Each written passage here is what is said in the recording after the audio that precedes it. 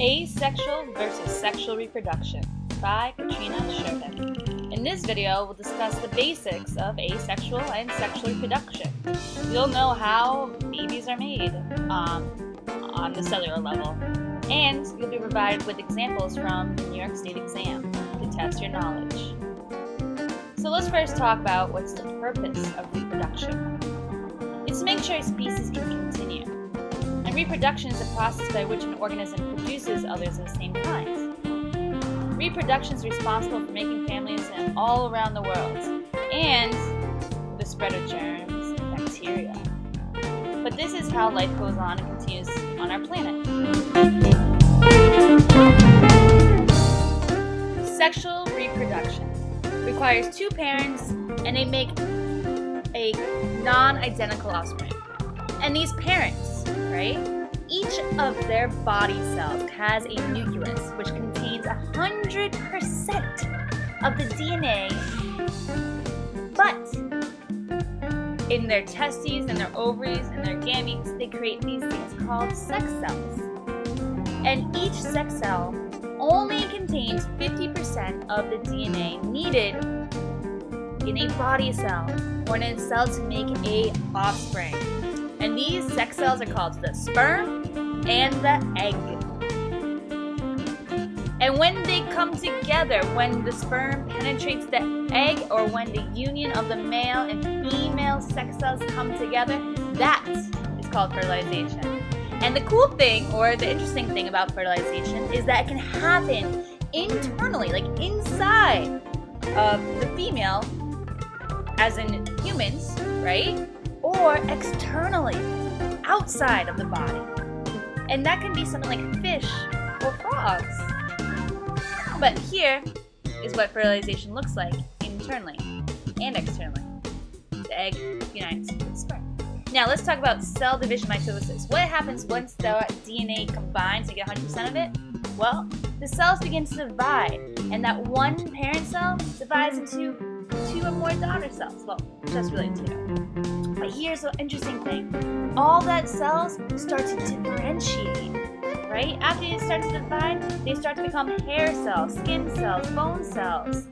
They start as a zygote, and then they go all the way to a blastocyst and an embryo.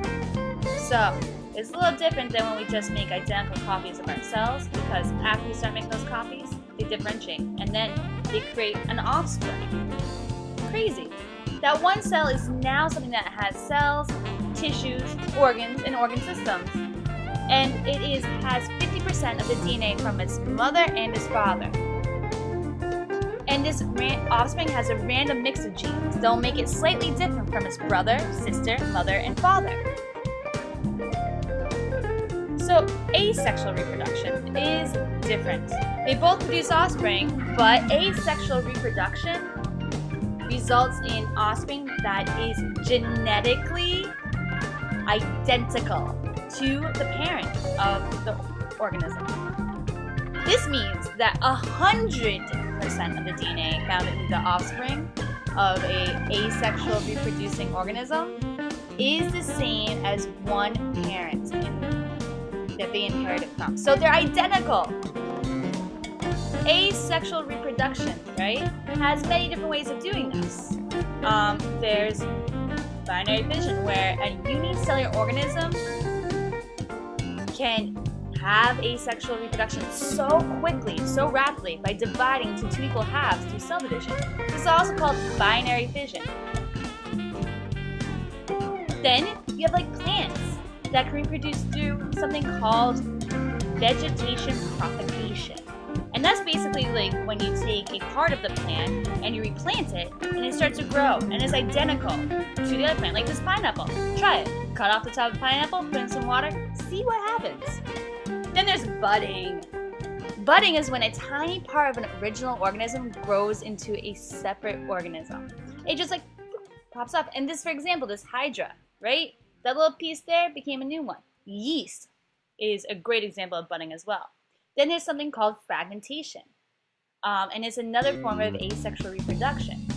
The organism is split into fragments, or pieces, and these pieces can then grow and become a separate organism.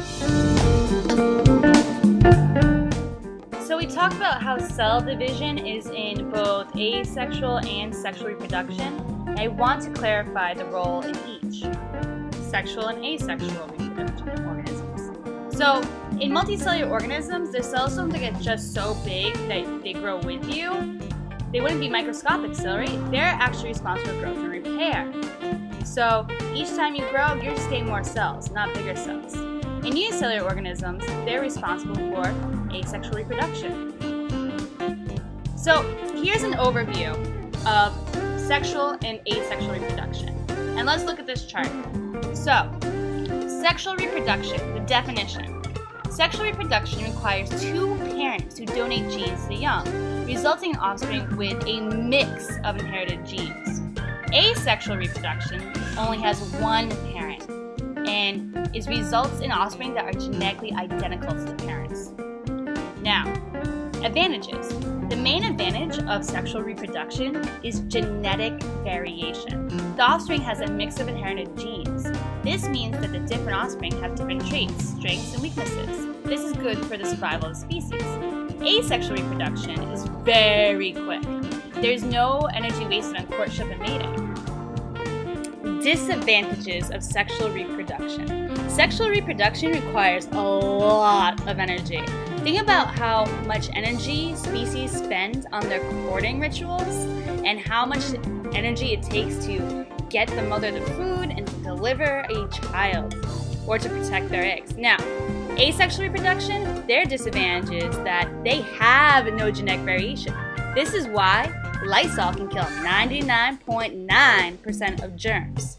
It's only that 0.1% that had a mutation. Now, sexually reproducing species usually are plants and animals.